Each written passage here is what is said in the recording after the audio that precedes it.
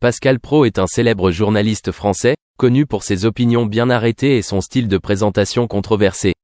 Il profite de la fièvre olympique et de la notoriété du nageur Léon Marchand pour s'en prendre à Louis Boyard, un jeune homme politique et l'un de ses opposants politiques. Léon Marchand est devenu une étoile brillante aux Jeux Olympiques, remportant de nombreuses médailles d'or et établissant des records du monde en natation. Le succès de Marchand a non seulement fait la fierté de la France, mais a également créé une vague d'enthousiasme parmi les médias et les fans.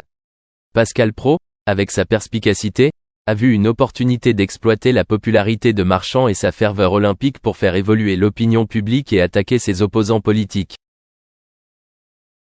Louis Boyard, un jeune homme politique, s'est imposé comme une nouvelle voix dans la politique française avec des opinions radicales et un plaidoyer en faveur d'un changement systémique. Cela fait de lui une cible des conservateurs et des défenseur de l'ordre actuel, dont Pascal Praud. Praud a utilisé la discussion autour du succès de Léon Marchand pour faire des comparaisons disproportionnées et des attaques personnelles contre Boyard. Il a soutenu à plusieurs reprises que des personnes comme Boyard sapaient les valeurs et les réalisations de la France, tout en célébrant des athlètes comme Marchand comme des symboles d'efforts et de succès véritables. Dans ses émissions, Pascal Praud ne cesse de souligner le contraste entre les héros sportifs comme Marchand et les hommes politiques parlant comme Boyard. Il a utilisé la popularité du public et la fierté des réalisations de Marchand pour discréditer Boyard, suggérant que Boyard et ses semblables n'étaient que critiques et destructeurs au lieu de contribuer positivement au pays. La stratégie de Praud consistait à exploiter les émotions positives suscitées par Marchand pour susciter du ressentiment contre Boyard. Il profite des apparitions constantes de Marchand dans les médias pour maintenir l'attention du public, tout en cultivant l'image de Boyard comme un ennemi commun qu'il fallait détruire, sur le plan politique. Praud n'a pas non plus hésité à impliquer d'autres sujets dans son attaque, comme l'état de l'économie ou les débats sur l'immigration, pour rejeter la faute sur Boyard et ses partisans, renforçant ainsi son argument.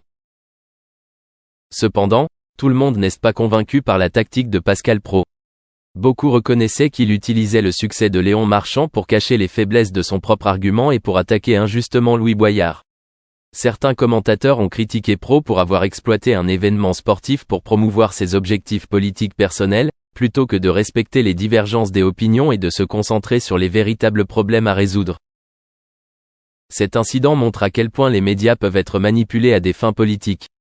Pascal Praud, avec son talent et son influence, a utilisé la fièvre olympique pour créer une campagne contre Louis Boyard, mais a en même temps suscité une controverse sur son éthique professionnelle et le rôle des médias dans la formation de l'opinion publique.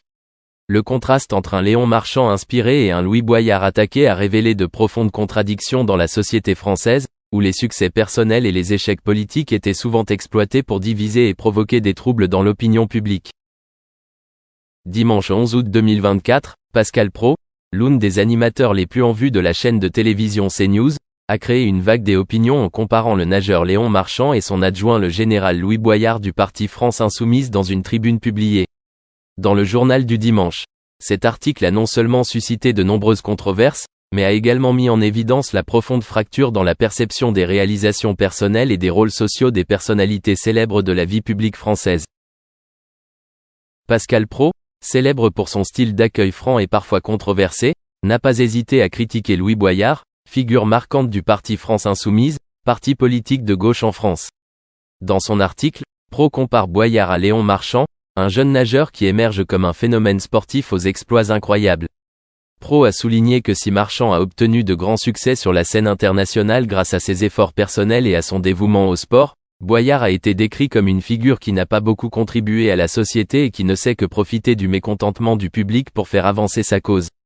Carrière politique. Pour Praud, Léon Marchand est l'incarnation de la persévérance, de la détermination et de l'envie de s'élever, des valeurs qui lui paraissent essentielles dans la société moderne. Marchand, avec ses exploits dans les tournois internationaux, est non seulement la fierté de la France mais aussi un symbole de force et de volonté humaine.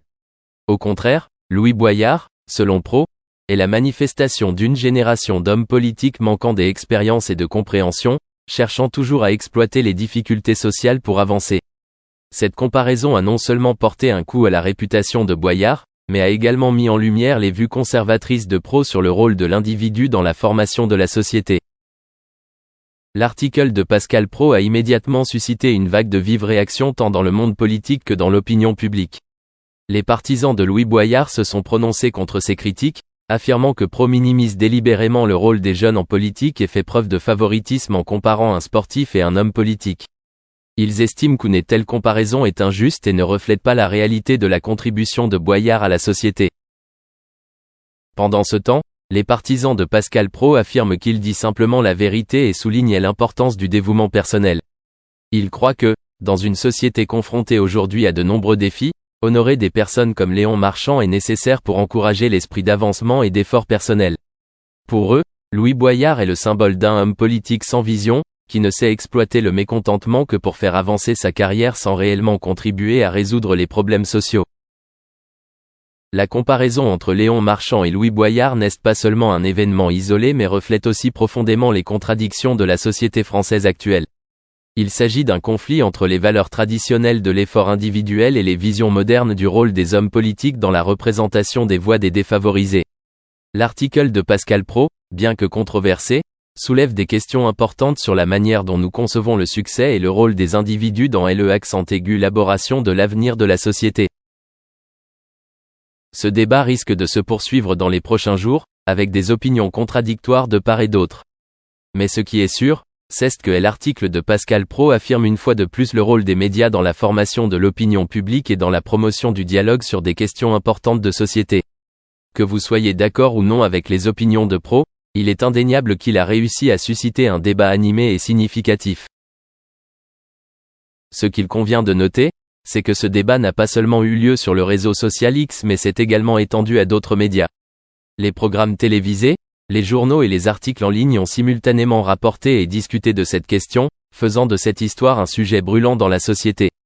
Il existe des articles défendant Pascal Praud, affirmant que dans une société démocratique, la liberté d'expression est un droit fondamental et qu'il ne faisait qu'exercer ce droit. Au contraire, de nombreux articles le critiquent et appellent à une censure plus stricte des déclarations sensibles dans les médias. La division au sein de la communauté en ligne transparaît également dans les commentaires et réactions sous les articles sur Pascal Praud. Certains le louent comme une personne courageuse qui n'a pas peur d'exprimer son opinion personnelle, tandis que d'autres pensent qu'il provoque délibérément et ternit son image. Ce débat reflète non seulement les différences dans les approches des questions sociales, mais montre également la complexité de la transmission d'informations et des opinions à l'ère numérique d'aujourd'hui. L'histoire de Pascal Praud met également en évidence le fait que, dans le paysage médiatique moderne, des personnalités publiques comme lui peuvent facilement devenir le centre de l'attention, mais tout aussi facilement la cible de critiques. Internet et les réseaux sociaux ont ouvert un nouvel espace de débat public, mais ont en même temps accru le risque de polarisation et de tension sociale. Chaque mot, chaque commentaire peut être déformé ou mal interprété, entraînant des conséquences imprévues.